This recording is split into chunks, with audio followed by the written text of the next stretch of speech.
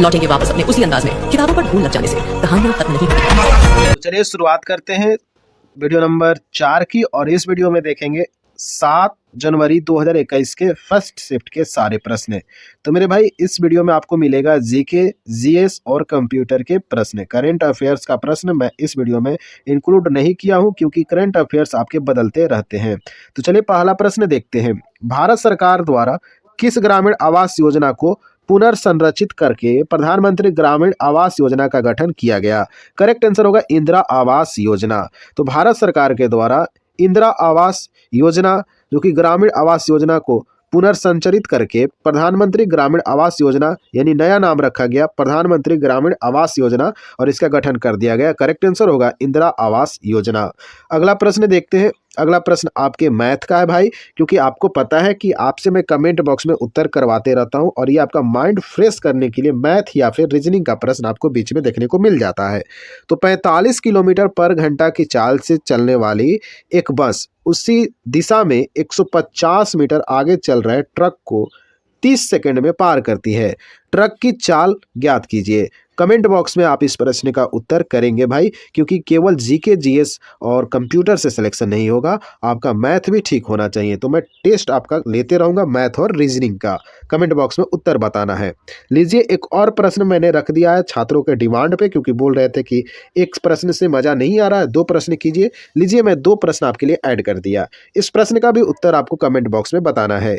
चावल के मूल्य में 25% की वृद्धि हुई, ऐसे में एक परिवार को अपना खर्च पूर्ववत बनाए रखने के लिए चावल की खपत में कितने प्रतिशत की कमी करनी चाहिए? कमेंट बॉक्स में बताना है। ठीक है ना मेरे भाई? अब आपको मजा आ गया होगा। तो ऐसे ही मजा लेते लेते हम लोग सारे 133 शिफ्ट का पेपर कर रहे हैं एनटीपीसी का। कोई छोटा मोटा सीरीज नहीं है मेरे भाई, ठीक है? और बस आप लोग का सपोर्ट और हमारा मेहनत, ये दोनों अगर मिल जाए भाई, तो बिल्कुल 133 शिफ्ट का पेपर हम लोग खत्म करेंगे। और मेरा रिकॉर्ड है कि जिसको मैंने शुरू किया उसको मैं खत्म भी किया हूँ। तो चलिए देखते हैं इस प्रश्न को। भारत में कितने संगठन संयुक्त राष्ट्र के अंग हैं? करेक्ट आंसर हो जाएगा 26 संगठन जो भारत के हैं वो संयुक्त राष्ट्र के अंग के रूप में जाने जाते हैं। करेक्ट आंसर हो जाएगा 26। अगला प्रश्न देखते हैं। वीडियो अच्छा लगता है, हेल्पफुल है, तो वीडियो को क्या करना है भाई? तो लाइक करना है और चैनल को दबा दबा के सब्सक्राइब कर लेना है, ठीक है ना? तो प्रश्न देखते हैं। कंप्यूटर पर रिमोट लॉगिन की सुविधा कौन प्रदान करता है? तो टेलेनेट आपका करेक्ट आंसर हो जाएगा। तो कंप्यूटर पर रिमोट लॉगिन की सुविधा देता है टेलेनेट, याद रखिएगा। अगला प्रश्न देखते हैं। भारत के त्रिचरण नाभिकीय शक्ति कार्यक्रम की स्थापना किसने किया था? तो डॉक्टर होमी भाभा आपका करेक्ट आंसर हो जाएगा। तो त्रिचरण नाभिकीय शक्ति कार्यक्रम की स्थापना डॉक्टर होमी भाभा के द्वारा किया गया था। बढ़ते हैं अगले प्रश्न पे। महात्मा गांधी ने लॉर्ड इरविन को लिखे अपने पत्र में कितनी मांगे की थी, जिनमें से कुछ को गांधी इरविन समझौता के रूप में स्वीकार कर लिया गया? कुल 11 मांग लिखा गया था मेरे भाई महात्मा गांधी के द्वारा, याद रखिएगा, लॉर्ड इरविन के पत्र के रूप में। अगला प्रश्न देखते हैं। World book and copyright day कब मनाया जाता है? तो डे एंड उसके जो दिवस होते हैं मेरे भाई और उसके थीम होते हैं, वहां से प्रश्न लगातार पूछा गया है, आप ध्यान में रखते चलेंगे। प्रीवियस ईयर क्वेश्चन का मतलब ही ये होता है कि आप एनालिसिस कर रहे हैं। World book and copyright day का कब मनाया जाता है? तो 23 अप्रैल को मनाया जाता है, याद रखिएगा। वेरी वेरी इंपॉर्टेंट होने वाला है आपके पेपर के लिए। अगला प्रश्न पूछा गया 1920-22 में असहयोग आंदोलन का नेतृत्व किसने किया था? तो बहुत ही आसान प्रश्न निकल के आया, महात्मा गांधी। 1920 और 22 याद रखिएगा, असहयोग आंदोलन का नेतृत्व महात्मा गांधी जी के द्वारा किया गया था। अगला प्रश्न पूछा गया। भारतीय राष्ट्रीय कांग्रेस के पहले मुस्लिम अध्यक्ष कौन थे? तो बदरुद्दीन तैयब जी। तो भारतीय राष्ट्रीय कांग्रेस के पहले मुस्लिम अध्यक्ष बने थे बदरुद्दीन तैयब जी। अगला प्रश्न देखते हैं। भारत के अंतरिक्ष कार्यक्रम का जनक किसे जाना जाता है? तो विक्रम साराभाई को मेरे भाई भारत के अंतरिक्ष कार्यक्रम के जनक के रूप में जाना जाता है, विक्रम साराभाई को। बढ़ते हैं अगले प्रश्न पे। अगला प्रश्न पूछा गया। धनावेशित आयन को क्या कहा जाता है? आपके ऑप्शन आपके सामने। तो धनायन करेक्ट आंसर हो जाएगा। तो थोड़ा सा यह शिफ्ट मुझे इजी शिफ्ट लग रहा है भाई, ठीक है, क्योंकि प्रश्न ही उस लेवल का पूछा गया है। तो धनावेशित आयन को धनायन कहा जाता है। और प्रीवियस ईयर क्वेश्चन करने का मतलब होता है कि आप बढ़िया से वाकिफ हो जाइएगा कि पेपर में कैसा कैसा मजाक किया जाता है आपके साथ। तो भारत ने अपने पहले परमाणु बम का परीक्षण कब किया था? तो 1974 में किया था। भारत ने अपने पहले परमाणु बम का परीक्षण 1974 में किया था।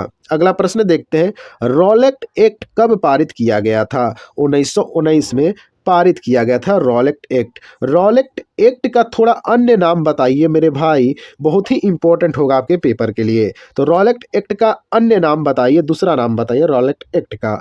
अगला प्रश्न देखते हैं, भारत में राष्ट्रीय पंचायती राज दिवस कब मनाया जाता है? मैंने बताया ना, दिन और दिवस ये सब प्रश्न आपके हर पेपर में देखने को मिला है और इस पेपर में तो आपको देखने को मिल गया। 24 अप्रैल आपका करेक्ट आंसर हो जाएगा। तो भारत में राष्ट्रीय पंचायती राज दिवस मनाया जाता है 24 अप्रैल को। अगला प्रश्न देखते हैं, भारत सरकार की निम्नलिखित में से कौन सी व्यवस्था भारत में प्रत्यक्ष विदेशी निवेश एफडीआई को आकर्षित करने के लिए नहीं है?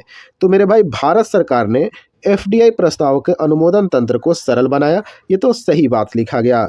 दूसरा कथन दिया गया, एफडीआई के प्रस्तावों को आवेदन प्राप्त होने के 10 दिनों के भीतर स्वीकृति दे दी जाती है, ये भी सही, बड़ा फास्ट काम होता है मेरे भाई, ठीक है। बस आपका वैकेंसी में ही देरी होती है। तो राज्यों को सिंगल विंडो क्लियरेंस सिस्टम को मजबूत करने पर ध्यान दिया जाना चाहिए, ये भी करेक्ट है। हमारा सही उत्तर होगा ऑप्शन नंबर 3। भारत सरकार ने घोषणा की कि उद्यमिता पाठ्यक्रम का प्रबंधन राज्य सरकार द्वारा किया जाएगा, ये गलत हो जाएगा एफडीआई के बारे में। अगला प्रश्न देखते हैं, भारत ने किस पंचवर्षीय योजना के दौरान मिश्रित अर्थव्यवस्था का विकल्प चुना था? तो दूसरी पंचवर्षीय योजना आपका करेक्ट आंसर होने वाला है। तो भारत में जो दूसरी पंचवर्षीय योजना था, मिश्रित अर्थव्यवस्था का विकल्प चुना था, याद रखिएगा। अब थोड़ा आप अवधि बताइए, पहली पंचवर्षीय योजना का, दूसरी पंचवर्षीय योजना का, तीसरी पंचवर्षीय योजना का और चौथी पंचवर्षीय योजना का आप अवधि बता दीजिए कमेंट बॉक्स में। बढ़िया से सजा के लिखना मेरे भाई, ठीक है। कैसे लिखना है? बढ़िया से सजा के लिखना है और मैं आपके कमेंट को पिन कर दूंगा, जिससे आपका कमेंट सबसे ऊपर रहेगा। श्वसन तंत्र से संबंधित विभिन्न रोग किस प्रकार के प्रदूषण के कारण होते हैं? इसका करेक्ट आंसर हो जाएगा वायु प्रदूषण। श्वसन तंत्र यानी सांस लेने वाले संबंधित रोग किसके कारण से हो जाएगा? तो वायु प्रदूषण के कारण हो जाएगा। कोई भी इस प्रश्न का उत्तर देके आगे निकल जाएगा। अगला प्रश्न देखते हैं, खाद्य श्रृंखला के तीसरे पोषी स्तर में निम्नलिखित में से किसे शामिल किया गया? तो द्वितीयक उपभोक्ता आपका करेक्ट आंसर हो जाएगा। अगला प्रश्न देखते हैं, उस तत्व का नाम बताइए जिसका इलेक्ट्रॉनिक विन्यास 2 8 17 होता है। ये तो भैया क्लोरीन के बारे में बात कर रहा है, यानी क्लोरीन का परमाणु संख्या कितना होता है? 17 होता है। जब आप इलेक्ट्रॉनिक विन्यास लिखेंगे 287 के रूप में लिखते हैं, याद रखिएगा। क्लोरीन आपका करेक्ट आंसर हो जाएगा। अगला प्रश्न देखते हैं, कौन सा शहर स्वर्णिम चतुर्भुज राजमार्ग नेटवर्क का हिस्सा नहीं है? इसको इम्पोर्टेंट समझो भाई, पेपर में 100% देखने को मिलेगा। तो हैदराबाद तो इसका करेक्ट आंसर हो जाएगा। स्वर्णिम चतुर्भुज यानी 4 ऐसे स्थान का नाम बताना है जो स्वर्णिम चतुर्भुज से जुड़े हुए हैं। एक तो हो जाएगा मुंबई, दूसरा हुआ कोलकाता, तीसरा हुआ दिल्ली और 4th नंबर वाला आपको बताना पड़ेगा भैया। कमेंट बॉक्स में जाइए, अगर याद है तो अभी बता दीजिए, नहीं तो गूगल पे खंगाल के आंसर कर दीजिएगा कमेंट बॉक्स में, हम चेक कर लेंगे। अगला प्रश्न देखते हैं, वे प्रसिद्ध भारतीय महिला वकील कौन है जिन्होंने भारतीय दंड संहिता आईपीसी की धारा 377 के विरुद्ध कानूनी लड़ाई का नेतृत्व किया? तो करेक्ट आंसर होगा मेनका गुरुस्वामी और अरुंधति काटजू आपका करेक्ट आंसर होगा। ये 2 ऐसे महिला वकील हैं मेरे भाई जिन्होंने भारतीय दंड संहिता आईपीसी की धारा 377 के विरुद्ध कानूनी लड़ाई का नेतृत्व किया था। मेनका गुरुस्वामी और अरुंधति काटजू करेक्ट आंसर हो जाएगा। अगला प्रश्न पूछा गया, दुनिया का सबसे व्यस्त समुद्री मार्ग कौन सा है? करेक्ट आंसर होगा उत्तरी अटलांटिक समुद्री मार्ग। तो दुनिया का सबसे व्यस्त समुद्री मार्ग पूछेगा तो उत्तरी अटलांटिक समुद्री मार्ग आपका करेक्ट आंसर हो जाएगा। अगला प्रश्न, ये प्रश्न मुझे भाई समझ में नहीं आ पाया कि ये प्रश्न क्या है, फिर भी मैंने इसको ऐड किया। मैं चाहता तो इसको इग्नोर कर देता भाई, लेकिन नहीं, जो पेपर में आया है एक एक प्रश्न आपके सामने लाना मेरा कर्तव्य है भाई। तो पेरीफेरल I/O में कितने आउटपुट पोर्ट होते हैं? तो कुल करेक्ट आंसर होगा 256 हो जाएगा, याद रखिएगा भाई। यह प्रश्न पे थोड़ा सा आप चर्चा कर सकते हैं गूगल का सहारा लेकर। अगला प्रश्न देखते हैं, पर्यावरण और वन के संदर्भ में WCCB का पूर्ण रूप क्या होगा? तो भाई फुल फॉर्म तो 133 लग रहा है कराना ही पड़ेगा, क्योंकि हर पेपर में एक प्रश्न फुल फॉर्म से पूछ लिया गया है। तो WCCB का पूर्ण रूप हो जाएगा wild life crime control bureau. Wild life crime control bureau आपका करेक्ट आंसर हो जाएगा। पर्यावरण के क्षेत्र में WCCB का पूर्ण रूप। बढ़ते हैं अगले प्रश्न पे। प्रश्न पूछा गया, भारत सरकार ने किस भारतीय मसाले के लिए अमेरिकी पेटेंट को चुनौती दी और उन्हें इसे रद्द करने के लिए मजबूर किया? करेक्ट आंसर होगा हल्दी। तो भारत सरकार ने हल्दी भारतीय मसाला के लिए अमेरिकी पेटेंट को चुनौती दिया था और उन्हें इसे रद्द करने के लिए मजबूर किया। करेक्ट आंसर होगा हल्दी। अगला प्रश्न देखते हैं। प्रश्न पूछा गया, 2011 के जनगणना के अनुसार भारत का सबसे अधिक आबादी वाला राज्य कौन सा है? करेक्ट आंसर हो जाएगा उत्तर प्रदेश।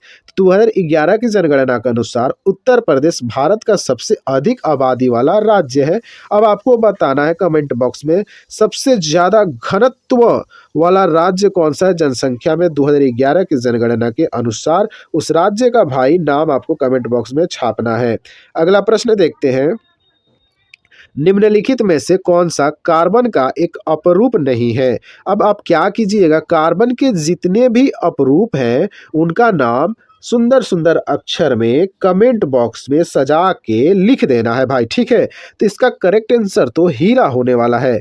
तो कार्बन का एक अपरूप तो हीरा है, लेकिन बहुत और भी अप्रूफ है ना कार्बन का जी, तो उसको कमेंट बॉक्स में आप लिखिए ना। क्यों नहीं लिख रहे हैं? कमेंट बॉक्स में लिखते चलिए, ठीक है। करेक्ट आंसर होगा हीरा। अगला प्रश्न पूछा गया, निम्नलिखित में से क्या कंप्यूटर का एक घटक नहीं है? कंप्यूटर से इनमें से क्या जुड़ा हुआ नहीं है? तो करेक्ट आंसर होगा कागज। राइट आंसर कागज। ALU, CPU, मेमोरी ये आपके कंप्यूटर के घटक हो जाएंगे। अगला प्रश्न पूछा गया, द्वितीय विश्व युद्ध से प्रभावित देशों में बच्चों और माताओं को आपातकालीन योजना भोजन और स्वास्थ्य देखभाल प्रदान करने के लिए संयुक्त राष्ट्र के द्वारा कौन सी एजेंसी बनाई गई थी? कितना इंपॉर्टेंट यह प्रश्न है भाई। जब द्वितीय विश्व युद्ध हुआ था तो प्रभावित लोग तो हुए थे ना, उसमें बच्चा और माताओं को आपातकालीन भोजन, तत्काल में भोजन चाहिए भाई, स्वास्थ्य देखभाल चाहिए, तो कौन सा एजेंसी बनाई गई थी? संयुक्त राष्ट्र के द्वारा यूनिसेफ को तैयार किया गया था। यूनिसेफ का कार्य उस समय था कि जो द्वितीय विश्व युद्ध से प्रभावित बच्चे हैं, माताएं हैं, उनका भोजन और स्वास्थ्य देखभाल किया जाए। अब आप बताइए यूनिसेफ का स्थापना कब किया गया था? कमेंट बॉक्स में आप चिपकाइए। अगला प्रश्न पे हम तब तक बढ़ जाते हैं। प्रश्न पूछा गया, खिलाफत आंदोलन का नेतृत्व किसने किया था? रिपीटेड प्रश्न है भाई, ध्यान रखो। तो रिपीट तो होगा ना भाई, जब आप 133 पेपर कर लोगे तो हम भी देखेंगे कि कौन सा रेलवे प्रश्न नया बना लेता है 133 पेपर से बाहर। तो खिलाफत आंदोलन का नेतृत्व किया था शौकत अली, मोहम्मद अली, इसी को बोलते हैं अली बंधु। अली बंधु करके पिछले शिफ्ट में प्रश्न पूछा गया था और इस बार इनका नाम लिख दिया, तो बढ़िया कंसेप्ट क्लियर हो गया। शौकत अली और मोहम्मद अली आपका करेक्ट आंसर होगा। खिलाफत आंदोलन का नेतृत्व किया था। बढ़ते अगले प्रश्न पे।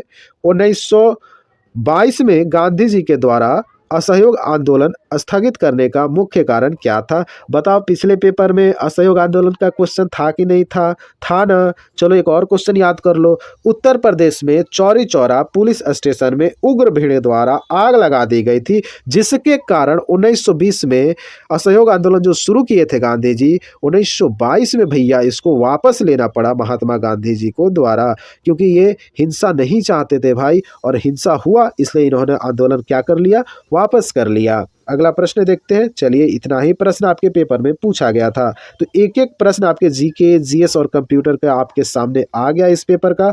आपको वीडियो कैसा लगा भाई, ये तो जरूर बताइए कमेंट बॉक्स में, ठीक है। और वीडियो को लाइक और शेयर और चैनल को सब्सक्राइब तो बिल्कुल आपको कर ही लेना पड़ेगा। चलिए मिलते हैं अब नेक्स्ट वीडियो में, तब तक के लिए जय हिंद।